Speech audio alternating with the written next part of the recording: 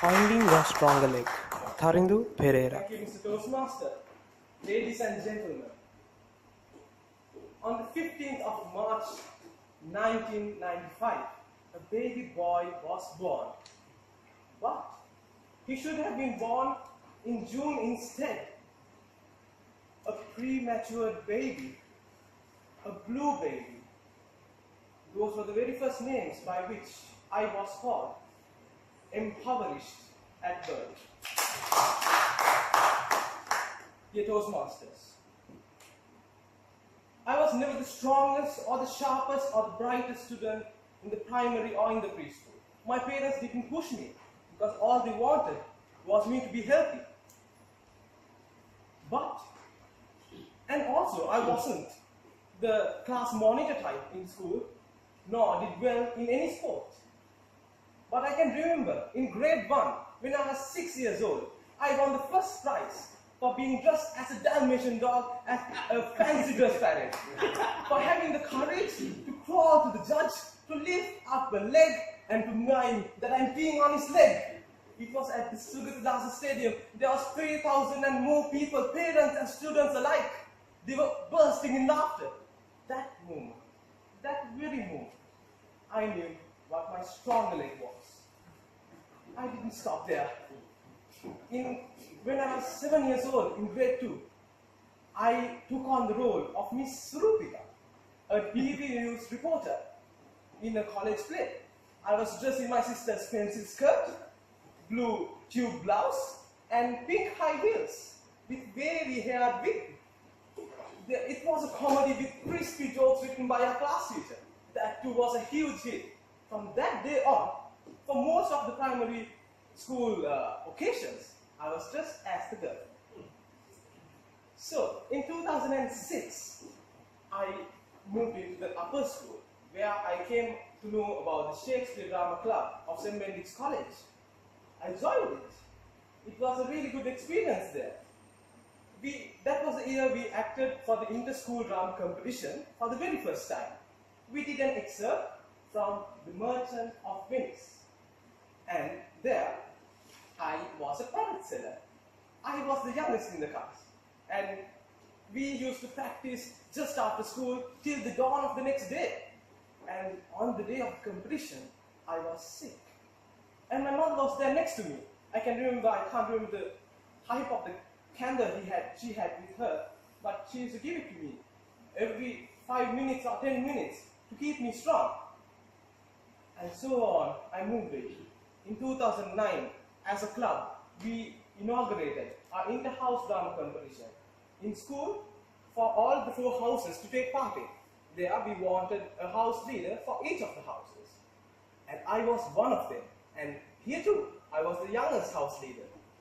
And there also we practiced hard and we went to the competition and we won it. I was the first house leader to lift up that trophy.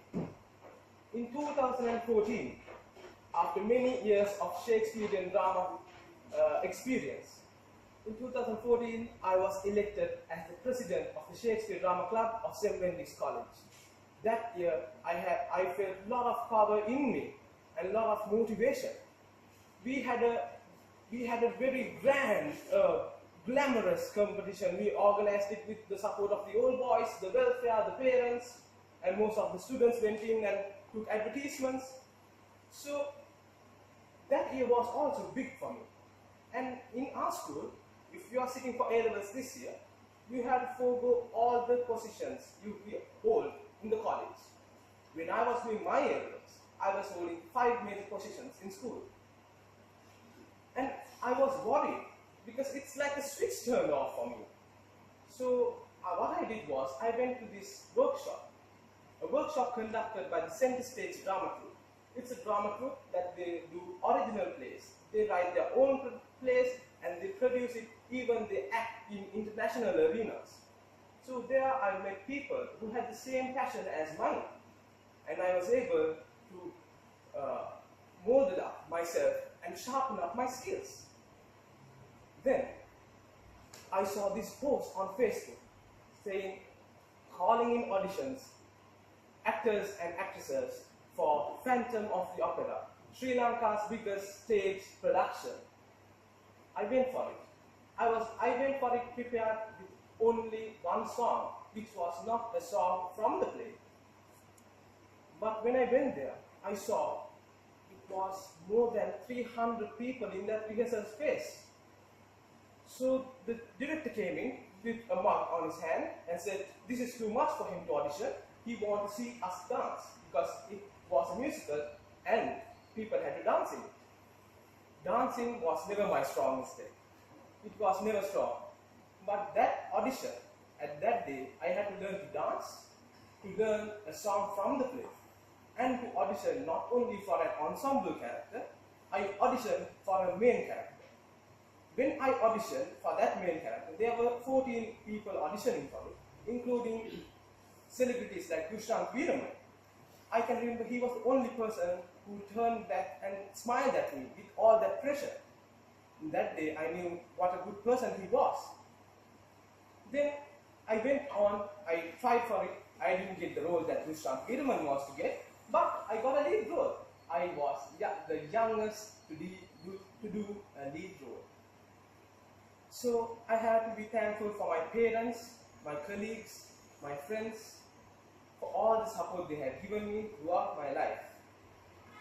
Life is all about finding your stronger leg and driving towards greatness. Anyone can show you the path in which you should go, but you should climb the mountain. Thank you. Toastmaster and my dear fellow Toastmasters. I would say the blue boy. Yes, today you are a blue boy for us. You have impressed me a lot as an evaluator. I think this is the first ever, the best speech that I have heard, the Ice Breaker speech. Wonderful performance. You witnessed your confidence level and the energetic and the enthusiasm was superb. Tharindu, I think Serendib is having another potential speaker, a competent speaker.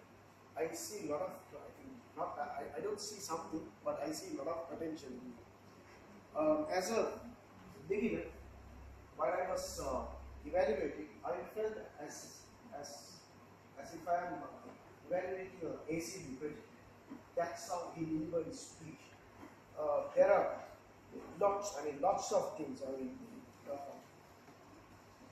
Process. You were audible because everybody was able to understand better. It was audible, and though you are a beginner, you were able to use some humor. The body language that you used, while on heels and the animation, lifted the leg. You showed. Those things created images in our mind. Well, it's very good. And as a speech, I think which had body, opening, conclusion, everything was there. And the eye contact, I think you performed like experience speak, as I said. You had good eye contact. From the start to end, you were able to have a good eye contact with each and everyone. That's very good. And the words chosen, you have a good language power as well. That is good. So keep on these skills and capitalize on this and move forward in a great spirit. I think as per the objectives, you have overachieved. If I am one of policymakers of Toastmasters, I would say to do the 4th or 5th speech. You don't need to do the 2nd or 3rd, but you can't do. But if I am a policymaker, so you have to go through the process. But I think you better do the speeches immediately. Don't have gaps, because you have all the skills. As you said, you are an actor and you were into a lot of clubs, and you were in the position, you were in some audience. So better do the speech without delay. So all in all, it was a superb speech, and what I could tell you for your benefit. Yeah. It's too early to comment, but however, I think it's better to tell you, because all of these speakers, the senior speakers, all of them struggle to, all of them, even I he also sometimes we always tend to keep the hand like this. So in your future speakers, keep in your mind and always keep your hands down. When there is a need, you could raise your hand according to the speech. I think that is the major thing also. And you could have spoken something more about your family as well. You spoke lots of things about you, we were able to understand, but you missed few things about family. So you could have spoken.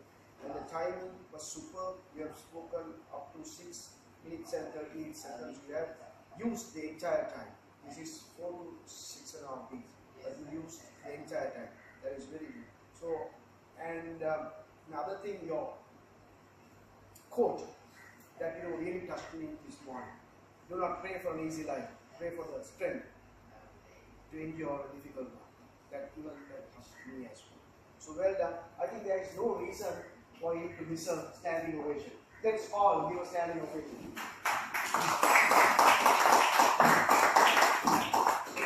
Thanks. Thank you so much.